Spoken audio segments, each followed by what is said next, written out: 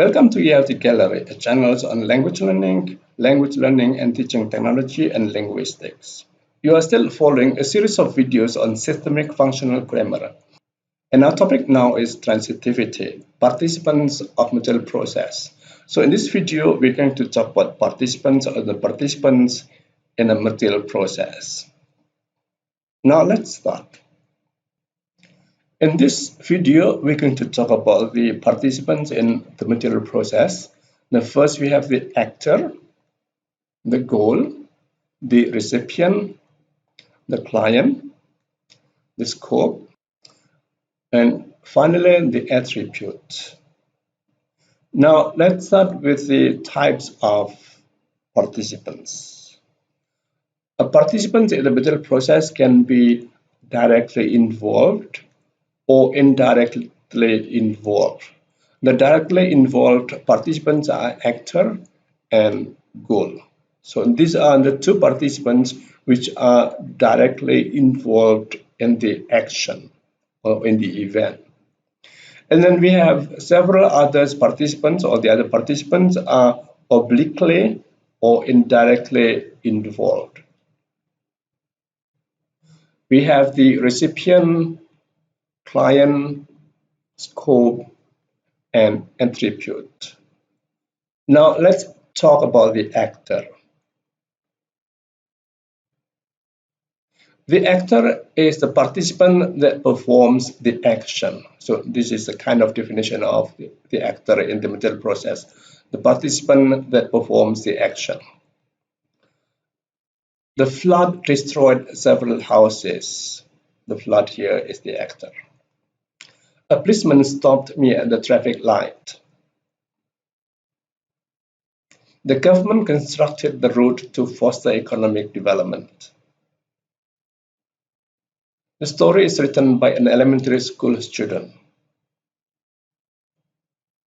So an actor can be human or non-human. The flood is non-human. A policeman is human, and the government, that's non-human because that's an organization. And then the actor can be expressed as the subject of the clause. The flood, the policeman, and the government are the subject of the clauses. But the actor in the fourth sentence, an elementary school student, is not as a subject of the sentence. It's a by agent, by phrase.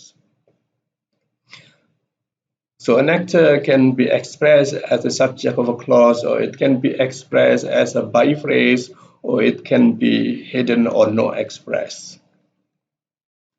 Now let's have goal. The goal is the participant to which the action is directed to. The action, the participant to which the action is directed to. Now let's have some examples of clauses with goal. Larry brewed the coffee manually. The two companies have signed the contract. He rolled the ball through the hole. The new album was released last month. A campaign ran successfully. So what did Larry brew? The answer is the coffee. So the coffee here is the goal. What did the two companies have signed? They have signed the contract. What did he roll? So we can ask a question using what it did, to check whether a participant is a goal or not, if it is an active sentence. But in number 4, we have the new album was released last month. So the new album here is also the goal of the action of releasing, but it doesn't come after the verb predicate. Instead, it becomes the subject of a sentence. And then in number 5, her campaign ran successfully. Her campaign here is the goal of the action of campaigning, but here her campaign becomes the subject of the sentence. Her campaign ran successfully. So we can see here that the goal of an action can be realized as the complement or object of a verb or as a subject of the clause. It depends how we want to present our ideas, what we want to emphasize on to show what the experience is. Here, her campaign ran successfully. We have the same event as she campaigned successfully, but here the complement of the predicate campaign, she campaigned successfully, it changes into a noun or becomes a noun or used as a noun and becomes the subject of the clause. The new album was released last month. Here, the focus is on the new album, so it's not necessary to display or to show the actor or who released the album, but the new album was released last month. So again, our view of an experience, our view of what happens in the world can be expressed differently using what kind of sentence elements, what kind of sentence part the goal is shown or is presented here. Now let's talk about the recipient. The recipient is the participant that benefits from a transformative material process. I gave my old books to some students. So some students here is the recipients of old books. They left their son to his nanny. So his son here now with his nanny, the transfer of their son to his nanny. The hotel serves good wine to its guests. So the good wine here transfers from the hotel staff to the guests. The verbs give, leave, and serve show an extending transformative process. They show the transfer of possession here. The old books transfer to some students. The son is transferred to his nanny, and the wine is transferred to the guests. And then we have the client.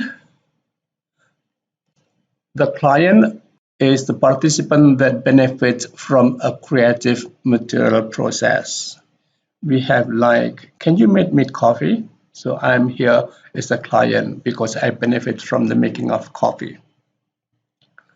A young architect designed the house for us. Here becomes the client because I benefit from the design. The foundations established the organization for senior citizens. Here, the senior citizens benefit from the establishment of the foundation. The processes of making, designing, and establishing bring the coffee, the house on the design here, and the organization into existence.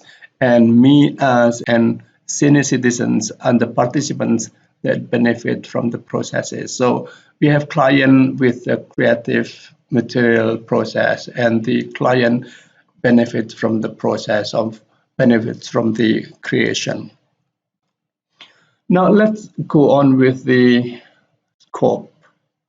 Scope is the participant which specifies the process. So because of the presence of the scope, the action which the actor performs is specific. We have Blake Shelton sings country songs. We have several genres of songs, and every genre has its own rhythm, has its own speed. And so here, the country songs here limits the singing process of Blake Shelton. If he sings country songs, that must be different when he sings a pop song, for example. So country songs here limit the way Shelton sings songs. They play tennis for sports. Playing tennis is different from playing football, playing hockey, playing other games. So if we play tennis, we cannot do the same thing as when we play chess, for example. Henin plays the violin. Henin is an Arabian violin player, and the way she plays the violin is different from the way if somebody plays another instrument, another musical instrument. The way to play the violin is different from the way to play the guitar on the piano or any other musical instrument. So the violin here as a scope limits the meaning of playing. The cat crossed the street carefully. Here we have the street here, and the way we cross the street is different from the way we cross a river. So the street here is a scope because it limits meaning of crossing the street, crossing the river, crossing another space is different from one another. So the scopes here limit the way of singing, the rules on the ways of playing the piano and playing tennis, and also limits the way of crossing something. Crossing a river, crossing a street, and crossing a hall are different. Now, let's talk about the last participant in the material process, namely the attribute. The attribute participant is the role which shows the resulting state of a goal in an elaborating material process. Remember, we have three kinds of transformative material process: elaborating, extending, and enhancing. In the elaborating material process, the action changes the characteristics of the goal. The action changes the characteristic of the goal. Here we have the attribute which shows how the change appears or the change comes into being. We have we wash all the plates clean. So clean here is the attribute. It shows the result of washing. They painted the house white. White here is the attribute because it shows the result of the painting. He cut his hair short. Short here is the result of the cutting of the hair. The adjectives or adjectival groups, clean, white, and short, show the results of the processes. The plates become clean, the house becomes white, and the hair or his hair becomes short. Those are the result of the elaborating transformative material process. Now let's review of what we have. We have the actor, the doer of an action, or the participant which performs the event. And then we have the goal, the participant to which the action is directed to. The recipient is the participant to which the goal is directed to, or which benefits from the process in a transformative material process. And then the client is the participant which benefits in a creative material process.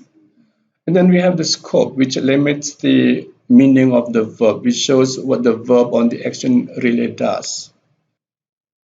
And then we have attribute, which shows the result of an enhancing transformative process. Those are the participants of the material processes. We have 6 participants, or the participants which are involved directly or indirectly with the action. We still have other participants, but they are not involved directly or indirectly with the action. And those are called the circumstances of the process, like location or manner or place. Manner, place, time are participants, but they are not involved directly or indirectly with the process or with the action. They'll be discussed in another video. Well, that's all the discussions of the participants in the material process. Thank you very much. See you in the next video.